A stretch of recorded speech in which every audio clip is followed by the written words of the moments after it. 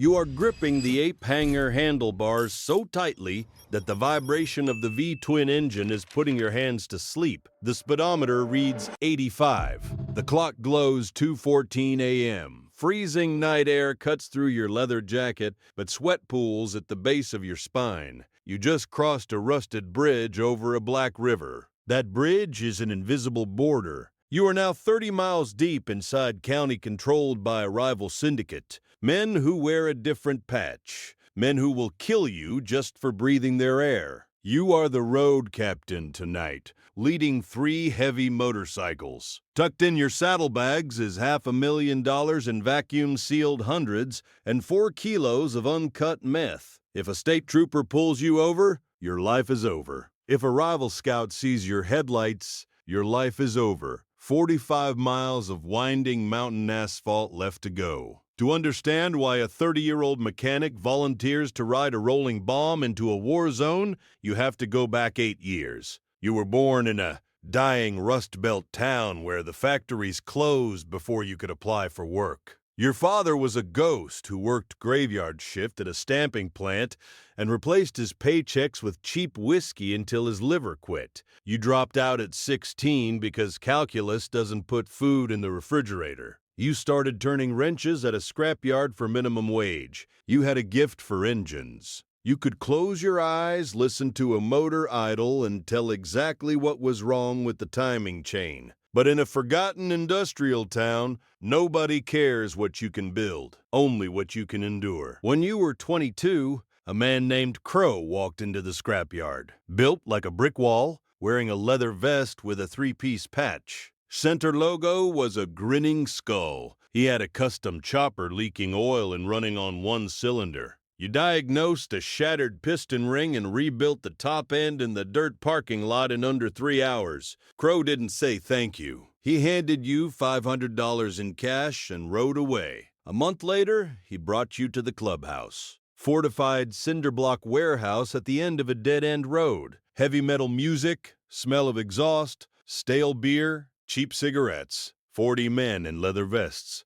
For the first time in your life, you walked into a room and people actually looked at you with respect. That feeling of belonging is a highly addictive narcotic, and it is exactly the product the club is selling. They don't just hand you the vest, you have to bleed for it. 2 agonizing years as a prospect. You have no name. You are the lowest form of life on earth. You scrub clubhouse floors with bleach. You stand guard outside in freezing rain for 12 hours while patched members drink inside. One night, Crow tells you to ride 3 hours through a blinding thunderstorm to buy a specific brand of cigars. You do it. Your hands are so numb when you return that you can't even open the box. Crow takes the cigars, crushes them under his boot, and walks away. The test was never about the cigars. The test was to see if you would suffer without asking questions. You passed, they voted you in. Crow handed you the vest in the basement. It weighed maybe 2 pounds, but when you put it on your shoulders, it felt like a ton. He told you every man in that room would take a bullet for you. You would never be alone again. For the first 4 years, it was the greatest lie you ever lived. You rode in a pack of 50 down the interstate.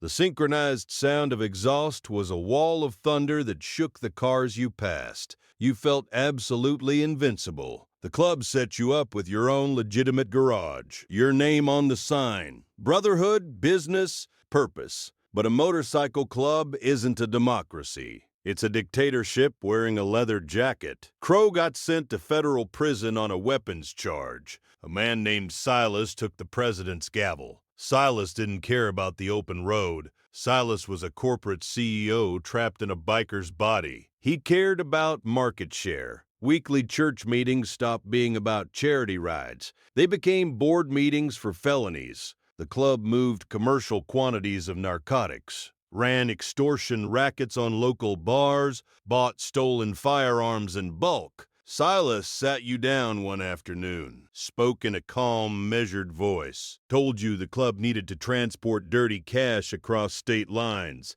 told you to hollow out a primary drive case so they could vacuum seal cash inside the engine block. He asked if you were comfortable with this. The question was entirely decorative. You don't say no to the president. You cut the metal. You hid the money. Your hands were technically clean, but you were the mechanic keeping the criminal machine running. The rationalization got easier every time. That was the part that terrified you most. Then the illusion shattered. A member named Trigger got pulled over by state troopers. They found 3 kilos in his saddlebags. Trigger didn't talk, took the fall like a loyal soldier, got sentenced to 15 years. The club's universal rule: if you go to prison for the patch, the club takes care of your family, pay your mortgage, put food on the table. For 3 months, Silas sent envelopes of cash to Trigger's wife, Lena. Month 4, the envelope was half the size.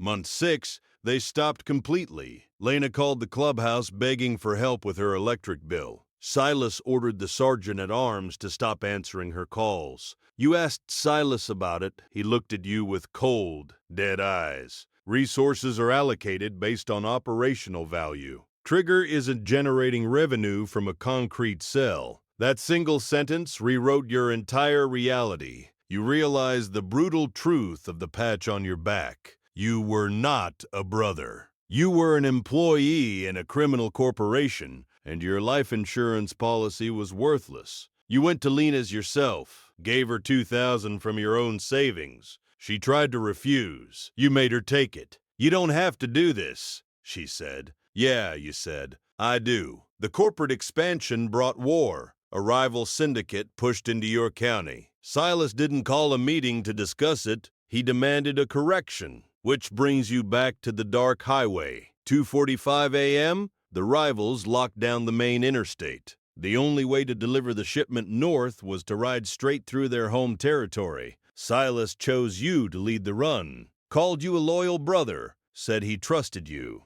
The road narrows. Towering pines close in on both sides like dark wooden walls. Thick fog rolls off the river, swallowing the headlights of the 2 motorcycles behind you. The air smells like wet earth and unburned fuel. You tap your helmet comm to check the rear riders. Close the gap. Nothing. Just white static. You tap again. Nothing. Your stomach drops. Dead air in enemy territory means only one thing: military-grade signal jammers. Every nerve catches fire. You drop a gear and accelerate. You round a blind curve. Your high beam cuts through the fog. A rusted pickup truck is parked sideways, blocking both lanes. Lights off, engine dead. It is a perfectly engineered anvil, and the hammer is coming from the trees. The massive bike fishtails violently. You come to a sliding halt 40 yards from the truck. The 2 riders behind you screech to a stop. For 3 seconds, nothing happens. Just idling engines in your heartbeat.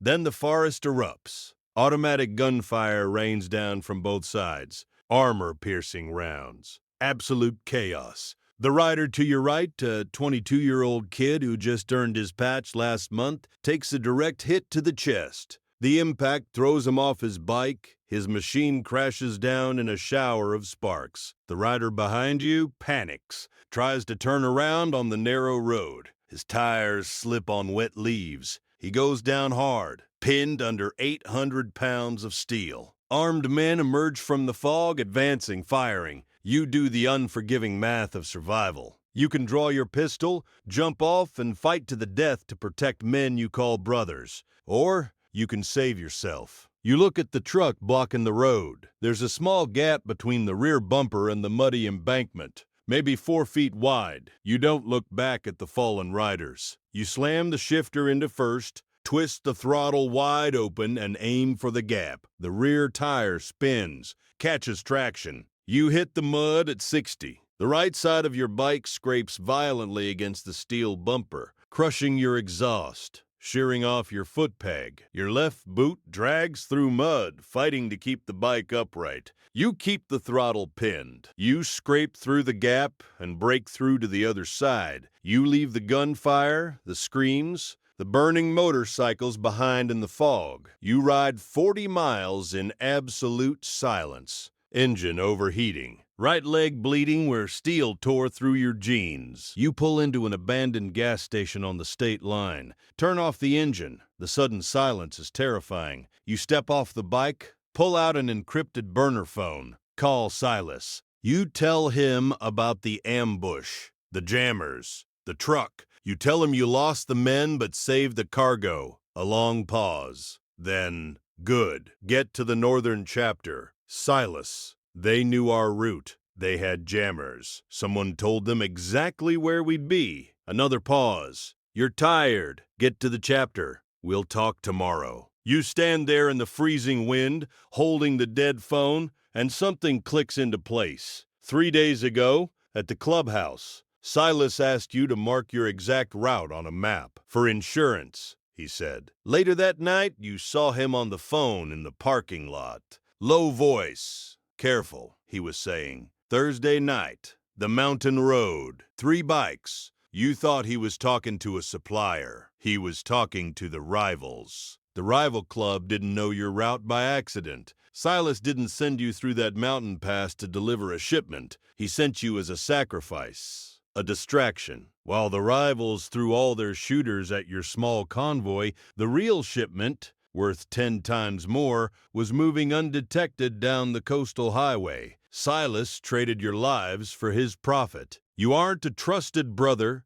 You aren't a respected road captain. You are bait. You always were. You look down at the heavy leather vest, the patch you bled for, the skull grinning back at you. 8 years building a reputation, customizing motorcycles, running a business, thinking you were part of a family that would take a bullet for you. None of it matters. In the eyes of the men who run this world, you are just a piece of meat tied to a stick. You think about Trigger in his federal cell while his wife struggles to pay bills. You think about the kid on the mountain, 22 years old, dead in the fog. You think about the look in Silas's eyes when he said, operational value. You look at the saddlebags on your bike, $500,000, 4 kilos of uncut meth. You don't call the northern chapter. You don't call Silas back. You look at the map, there's a town 50 miles west. Small, off the grid, the kind of place where a man with cash can disappear. You think about Lena,